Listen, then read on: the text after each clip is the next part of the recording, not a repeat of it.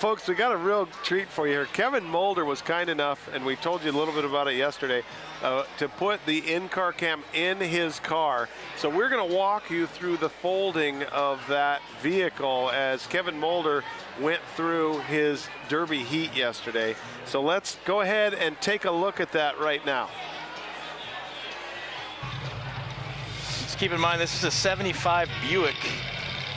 With the Chevy front clip in it. This is right at the beginning of the Derby. He gets into some mix right there.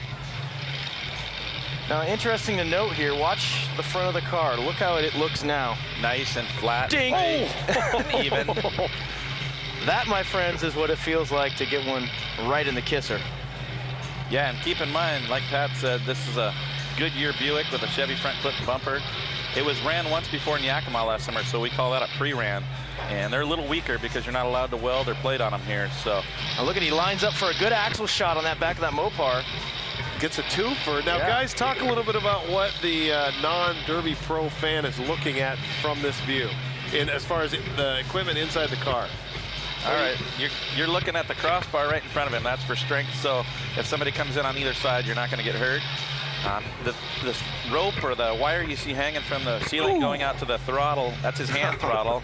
As you'll see later in the program when he loses his gas pedal, that see him grab his shifter right there too. Correct. All right, so what they're doing in a Derby car is they're removing as much linkage as possible, because linkage in impacts, the binding will sometimes make it useless.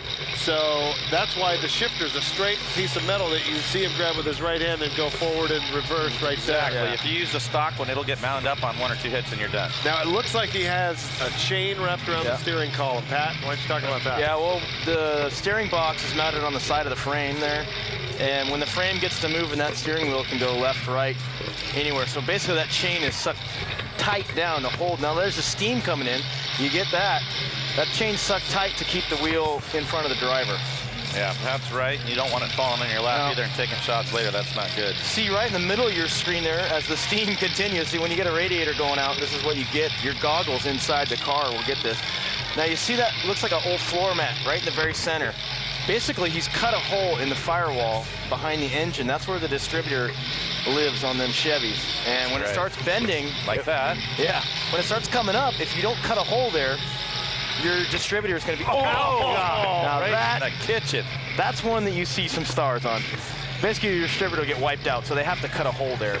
Yep. And that mat there is to keep any flames from, if some oil started squirting directly in on you, it wouldn't get burned. Yeah, and normally that you don't see in a lot of these cars today, that's usually mandatory in the rules in a Derby, is a window screen of sorts to keep any debris out from hitting you in the face.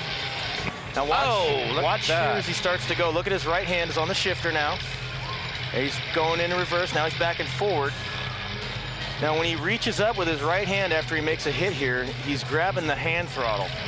Basically, the car starts bending and you don't have your full range of now the front end's really coming up. The frame there, folks, is bent. Now he's got that throttle in his hand. That's a backup throttle. And I talked to Kevin earlier, and what happened originally is he had part of his gas pedal still, and then he had to use part of the hand control. It was kind of in the middle, so you had full throttle on the big hits, and he used the gas pedal just to keep it moving.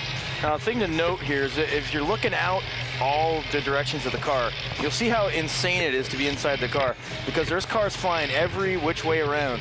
And when they're out to kill you, you got to be looking, you got to be trying to see it, and you can't always see where they're coming from. And it's the shots that you don't see are the ones that really hurt. Yes. And we also just got word that Kevin Mulder, the 999 that you're watching right now, has once again volunteered, and we will be running an in-car camera on him in the first heat tonight, which will be on our schedule, the first event that we're going to see here.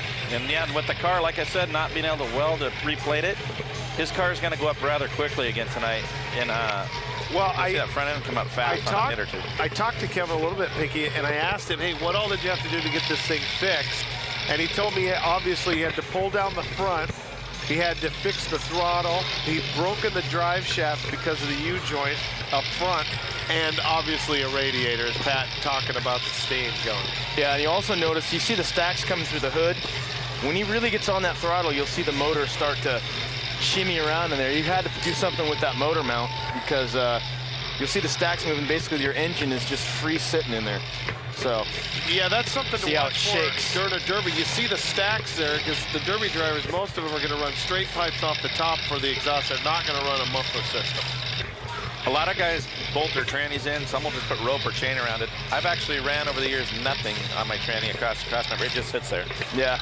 Because when the car gets folded up in the front and rear, the tranny's going to shift left or right. You want it to bend so it doesn't drop your line.